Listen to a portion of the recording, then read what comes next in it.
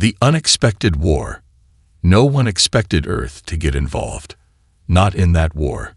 It was supposed to be far away, somewhere on the edge of the galaxy, between species no one on Earth had even heard of. But everything changed when the skies burned red over Nevada. Ronan was a mechanic.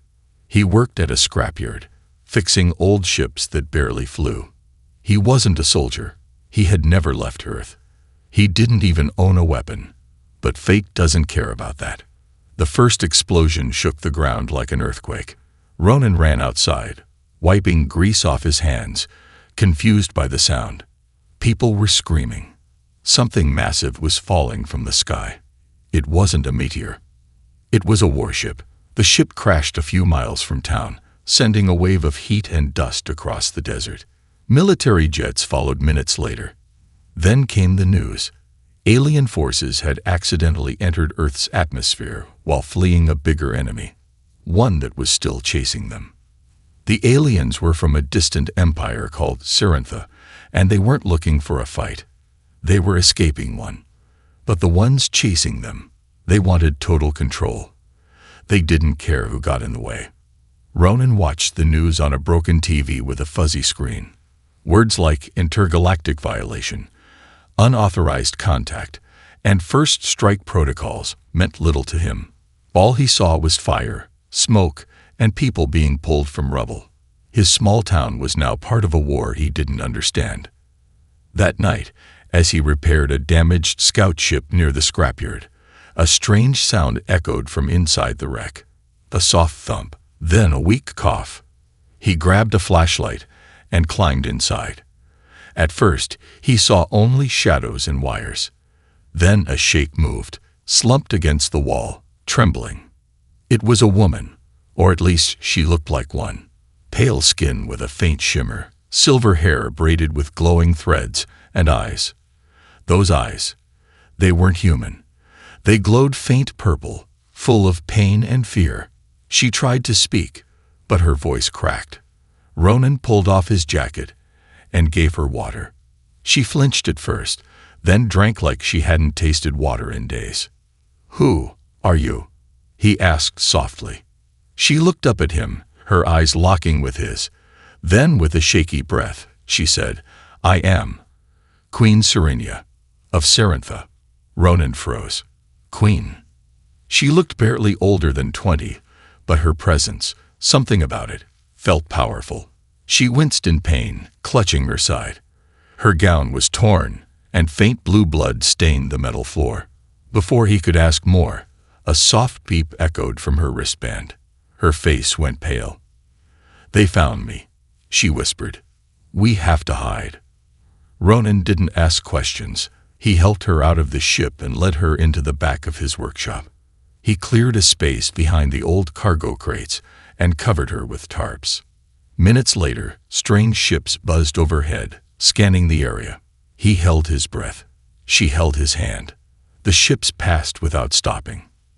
That night, she told him pieces of her story. Her planet was attacked by the Varnuk, a ruthless species that destroyed civilizations and took queens as trophies. Her people were loyal, strong, but no match for Varnuk technology. She escaped with a handful of guards. Most of them died before reaching Earth. "What do they want with you?" Ronan asked. Her voice was cold. "My blood, my power. If they control me, they control Cerintha. And now, I'm dying," she said, her voice weak. "My people are scattered. My connection to the Heartstone is broken. I cannot heal on my own. I need something rare, something ancient, a bond with a pure soul, a human." Ronan stared at her, unsure what to say. "You," she whispered, eyes glowing faintly. "You saved me. That means something." Outside, the desert wind howled. Sirens echoed in the distance. Inside, 2 lives had just changed forever. The bond that shouldn't exist. Ronan didn't sleep. He sat near the hidden crates, watching the alien queen rest. Her breathing was shallow. Her skin, which had glowed faintly the night before, was dim and dull now. She looked weaker than ever. He didn't know what to do. He wasn't a doctor. He was just a mechanic with a broken-down life and a quiet workshop in the middle of nowhere. But still, she had looked right at him and said he was the key to saving her people. The sun rose quietly over the desert. Heat waves shimmered outside. Ronan made coffee and brought her some. She tried to sit up, trembling. "You should rest," he said softly. "I don't have time," she replied. Her voice was low but clear. "The Varnak will come again. They always follow." He sat across from her on a crate. "You said you need a bond with a human." She nodded. "It's not physical," she added as if reading his mind. "It's not mating in the way your kind thinks. It is older, deeper, a connection of energy, of trust, of soul." Ronan blinked. "Why a human?" She hesitated. "Your species is new, but your minds, your hearts, they carry something rare. You call it hope. You don't give up, even when it makes no sense to keep fighting." He chuckled. "Yeah, that sounds like us." Serenia smiled slightly, but then her eyes drifted to the side. "The bond is not forced. It has to be given, freely." Ronan paused. His life had never meant much to anyone. No one looked at him like he mattered. Not until now. He stood and reached out his hand. "I don't understand it," he said, "but I'll help you." She looked up slowly. Their hands touched. In that moment, a sudden pulse of light burst between them. Not blinding, but warm, like the first light of morning. It filled the room for just a second, then faded. Ronan gasped and stepped back. His heartbeat raced. Serenia's eyes widened. Her skin began to glow again, soft and golden. Her breathing steadied. She placed a hand on her chest, shocked. "It worked," she whispered. "The bond. It's real." Outside, the wind grew still. Something had shifted. Ronan felt it too. Deep inside, like something had opened. A door he never knew existed. Suddenly, the ground shook. Just once, but enough to rattle tools and shake dust from the rafters. Serenia jumped to her feet. "They're here." Ronan ran to the window. The black ship hovered over the desert, not far from his workshop. It didn't look like the one she arrived in. This one was darker, colder, sharp like a blade. "The Varnak," she said. Ronan's instincts kicked in. He grabbed a metal rod and pulled her toward the back exit. "We can't fight them." "No," she said, holding his arm, "but we can hide." He led her to an old underground storage room, an old bomb shelter from Earth's past wars. It wasn't perfect, but it would buy them time. As they slipped inside, Ronan felt something strange, like his skin was buzzing. His thoughts felt clearer, sharper. He looked at Serenia. Her glow was brighter now. "Is this from the bond?" he asked. She nodded. "You'll change now. You'll begin to see what I see, feel what I feel." "Is that a good thing?" he asked. She looked into his eyes. "Only if we survive." Above them, the black ship landed. Doors opened. Heavy footsteps thudded on the sand. Ronan held his breath. Through the narrow vent, they heard voices, not human, deep and cold. Searching. One of the voices stopped outside the workshop door. Serenia pressed close to him, her voice barely a breath. "They can't find us. If they do, they will tear the bond apart and kill you to break it." Ronan swallowed hard. His fingers tightened on the rod. But something inside him, something new, was calm. He wasn't just a mechanic anymore. He was bonded to a queen. And the war had just reached his doorstep. The queen's secret power. The black ship stayed for hours. Ronan and Queen Serenia didn't move from the underground shelter. The air was thick. Dust floated in the weak light from the vent above. The sounds of boots and scanning drones echoed through the ground like distant thunder. But slowly, finally, silence returned. Ronan peeked through a crack in the floorboards. The Varnak were gone. For now. "They'll come back," Serenia said, her voice calm but tired. They never stop. He looked at her. How long can we hide like this? She didn't answer. Instead, she sat cross-legged and closed her eyes. Her hands hovered over the dusty floor. Soft light glowed from her palms. What are you doing? Ronan whispered. Searching, she said. Feeling the bond. The connection is new, but I can already sense more than before. Ronan watched, unsure what she meant, but then he noticed something strange. He could feel it too. It wasn't normal. It was like a string inside him was connected to something warm, something alive, and it was pulling, gently, toward her. It didn't hurt. In fact, it felt peaceful. She opened her eyes slowly. You have strength I didn't expect. I'm just a guy who fixes ships, he said. No, she replied. You are more than you think. The bond awakened something in me, but also in you. Ronan shifted, uncomfortable. Like what? She stood and walked toward him. Her hand touched his chest, just above his heart. You feel fear, but you don't run. You feel small, but you step forward. That is what my people have forgotten. That is why we are dying. Ronan looked away. You said your people are scattered. Can we find them? She nodded slowly. Yes, if we follow the bond, we may find others who survived. If they see me alive, bonded to a human, they may still believe. But the Varnak are hunting you. They are hunting us now, she said, with a sad smile. Ronan sighed. Then we better not stay in one place too long. He led her back to the workshop. It was a mess. Tools everywhere, broken parts, wires, scrap metal piled in corners. Serenia looked around. This is your castle. He laughed. More like a junkyard. She walked over to a busted hoverbike. Can it fly? Not yet. Needs a stabilizer and power cells, he replied. She raised an eyebrow. Then we build. They worked for hours. Ronan scavenged parts from old drones and a crashed delivery shuttle. Serenia helped, guiding wires with a steady hand, learning fast. She wasn't just a queen. She was sharp, curious, and hands-on. Ronan used his earth tools to patch up the broken transmitter. Serenia and the soldiers helped rewire the ancient Cerinthan systems. Sparks flew. Old screens flickered. One by one, the pieces came together. At sunrise, the signal was ready. Serenia stood before the camera. Her hair was tied back. Her armor was cracked but polished. Behind her stood Ronan, silent but strong. The camera blinked red. She spoke.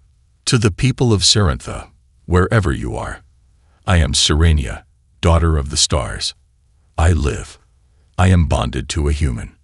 His heart saved mine. His courage woke the old power. She paused. Her eyes grew sharp. The Varnak want silence.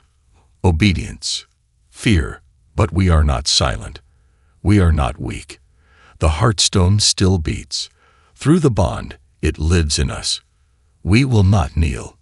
She looked at Ronan. He nodded. Come to the old whispering ground, she said. Join us.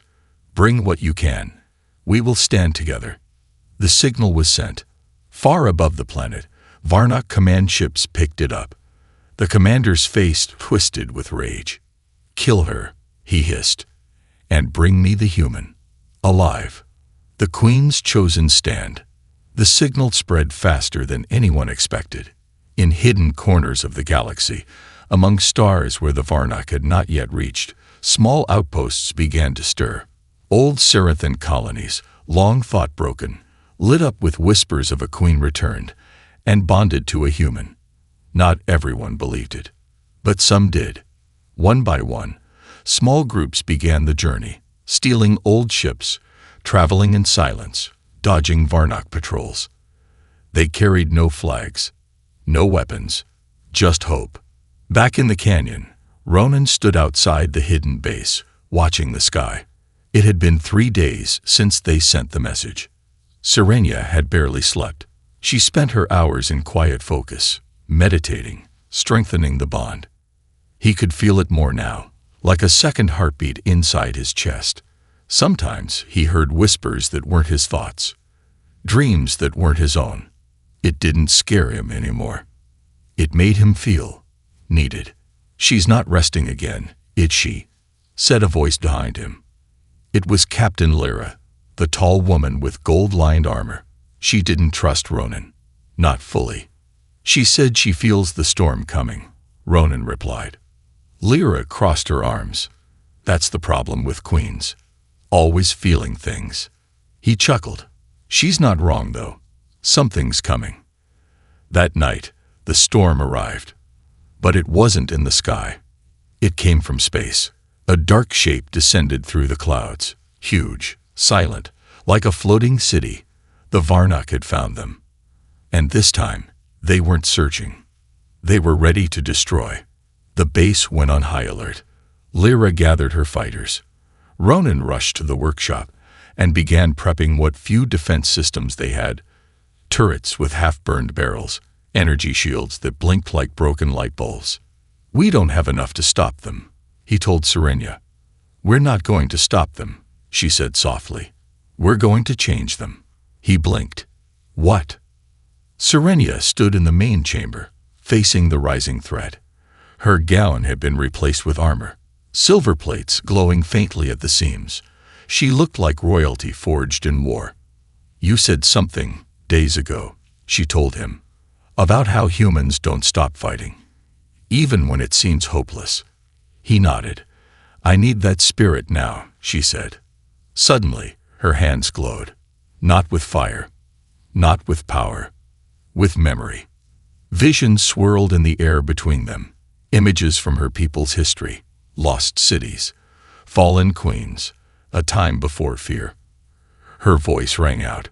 "To every Varnak who hears this, listen, we are not your slaves. We are not your trophies. You believe power comes from control, but real power comes from choice." She raised her hands high. The bond pulsed. The walls trembled.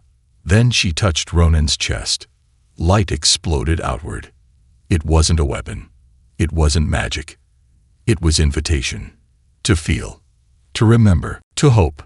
The Varnak fleet, now hovering above the canyon, suddenly paused.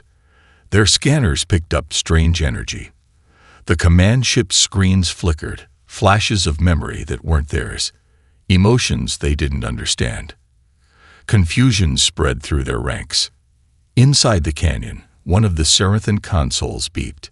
"Incoming ships," Lyra shouted. "Not Varnak. These are ours." Hundreds of ships began to arrive, forming a loose formation in the skies above the canyon. Some were old cargo haulers, others scout ships. All of them carried survivors.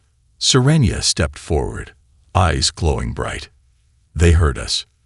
Then her voice hardened. "But this is just the beginning." From the Varnak ship, a new voice thundered across all channels. "Human," it growled, "step forward, or we will burn this place." Ronan's jaw clenched. "She gave me strength," he whispered. "Now I give it back." He stepped into the open, eyes on the dark ship above. "I'm right here," he shouted, "but you'll have to come down and take me." The ground rumbled. Serenia walked beside him. "No," she said, "they won't take you. Not while I breathe." And the skies above Earth turned into a battlefield of belief, fear, and a bond that could change a galaxy. When a human stands for a queen, the sky cracked with thunder, but it wasn't a storm. It was war. The Varnak ship above the canyon began to descend. Its engines roared like angry beasts, shaking the mountains around them. Dark clouds gathered unnaturally, pulled by its massive gravity field. On the ground, Queen Serenia stood still. Her armor shimmered with light from the bond. Ronan stood beside her, breathing hard, but not stepping back. He had nothing to fight with. No armor, no weapons, just his bond with a queen, and a heart that refused to run. Around them, Seraphin fighters prepared for battle. They had old weapons, damaged shields, and hope in their eyes. The other rebel ships hovered above, unsure if they should charge or flee. Lyra turned to Ronan. "This is suicide." Ronan met her eyes. "Not if they see what we're fighting for." The Varnock landed. A ramp opened. From the darkness, the Varnock commander walked out, tall, armored in jagged black, with a helmet shaped like a skull. His eyes glowed red. His voice sounded like grinding metal. "You are the human," he said. Ronan took one step forward. "Yeah, I am." The Varnock commander tilted his head. "You are weak. Soft. You bleed too easily." "Maybe," Ronan said, voice steady. "But I don't kneel." The Varnock snarled. "You've broken the order. No human may bond with royal blood. That is forbidden. That is filth." Serenia stepped forward, her voice cutting like glass. "Then break your laws, not us. This human saved me when your kind tried to destroy everything. His soul is stronger than your entire army." The commander raised his hand. A blast of energy shot toward them. Ronan moved to shield her, on instinct. He didn't think. He didn't hesitate. The blast struck him, but he didn't fall. Instead, the bond reacted. A golden barrier exploded from Serenia's chest, surrounding both of them. The Varnock's energy beam cracked against it and vanished like smoke. The crowd gasped. The Serenthan soldiers stared in disbelief. The commander took a step back. "What is that?" Serenia's eyes burned with power, the Heartstone reborn, through the bond. She looked at Ronan, and her voice softened. "You awakened it, not because you are powerful, but because you care." Ronan felt it too. His heartbeat was no longer just his own. Every time Serenia breathed, his chest felt lighter. Every time she focused, his mind grew sharper. They were no longer two separate beings. They were one bond. The commander roared, "No more tricks. Take the queen. Kill the human." Varnock warriors rushed forward. Ronan held Serenia's hand tight. "Let's show them." Together, they stepped into the open. Light flared from them like fire. The air shimmered. The ground shook. The Varnock soldiers stopped mid-charge. Some fell to their knees, screaming. Others dropped their weapons, stunned by a wave of emotion they didn't understand. Compassion, connection, love. It tore through their minds like lightning. One by one, the enemy faltered. Then came the sound of hundreds of engines. From the sky, more rebel ships arrived, this time armed, organized, and ready to fight. The other Serenthan survivors had answered the call. They had seen the message. Now, they believed it. The queen lived, and she stood with the human. The battle began in the skies. Explosions lit up the clouds. Laser beams streaked through the dark. But on the ground, something strange happened. Many Varnock soldiers surrendered. They dropped to their knees, overwhelmed by the energy from the bond. It wasn't violence that defeated them. It was something they had never been taught to feel. Ronan looked at the battlefield, stunned. "We're not winning because we're stronger." Serenia nodded. "We're winning because we gave them something stronger than fear." The Varnock commander refused to accept it. He charged forward alone, roaring in fury, blade raised. Ronan stood his ground. So did Serenia. As the commander struck, their hands touched again. A blast of light erupted between them, so bright it split the sky. When the light faded, the commander lay still, his weapon shattered. Silence fell. No more ships attacked. No more soldiers moved. The queen had stood tall, and the human had stood with her. Together, they had changed everything. A new throne between stars. The wind blew softly through the canyon. Ashes floated like feathers in the air. Broken ships rested on the cliffs, and silence, for the first time in days, covered the land. The war was over. The Varnock fleet had left. Some surrendered. Others fled into deep space, their command shattered and pride broken. They had never known fear until they faced something they couldn't control, a human heart bound to a queen's will. Ronan stood at the canyon's edge, staring at the orange sky. His clothes were burned. His body ached. But he was alive. And more than that, he had become something new. Behind him, Queen Serenia stood tall in ceremonial robes, stitched by her people. They were still rebuilding the old traditions, but now with something human in them too. They called her the Bonded Queen. And Ronan, they didn't have a name for him yet. Some whispered Starheart. Others called him Chosen One. But he didn't care about titles. He was just Ronan. You still don't like the spotlight, Serenia said softly, stepping beside him. He smiled. I fixed junk for 10 years. Now I'm part of a legend. I don't know what to do with that. She looked at him. Then keep being you. They sat by a fire later that night, surrounded by Seraphin elders, soldiers, and survivors from across the galaxy. They shared food, stories, and laughter. Some still stared at Ronan like he was a miracle. But one child, a small Seraphin girl with glowing freckles, climbed into his lap and handed him a flower. No crown, she said, just kind. He laughed. That was enough.